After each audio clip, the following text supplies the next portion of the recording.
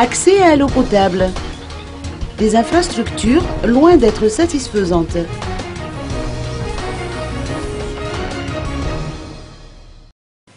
Les infrastructures d'adduction d'eau potable de Madagascar ne sont pas pérennes.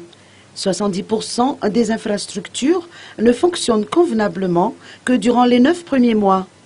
50% n'atteignent même pas la durée d'amortissement prévue. Plusieurs raisons ont été évoquées, dont les aléas et les changements climatiques.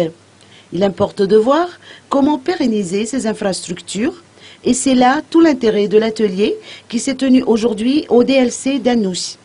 Cet atelier, organisé par le ministère de l'Eau et la CPGU, s'inscrit dans le cadre de la mise en œuvre du projet d'urgence pour la préservation des infrastructures et réduction de la vulnérabilité au PUPI-RV. Au cours de cette année, donc, on va collecter les avis et les observations de tous les partenaires parties prenantes dans le secteur de WASH, de l'eau, donc, de la protection d'eau potable, de l'assainissement et de l'hygiène, au cours de laquelle on va prendre toutes les remarques qui seraient donc nécessaires dans l'élaboration d'un outil qui serait utilisé donc, pour réduire les catastrophes et les risques dans la construction et les études des infrastructures d'adduction d'eau potable. Comme vous savez, donc, une des attributions du ministère de l'Eau, c'est d'approvisionner en eau potable la population malgache.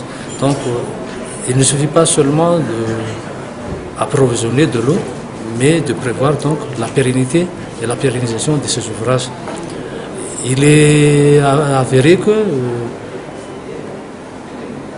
la bonne conception d'un ouvrage est déjà une sécurité pour la pérennisation des ouvrages. Et comme on sait aussi, un ouvrage pérenne facilite donc l'entretien et la maintenance,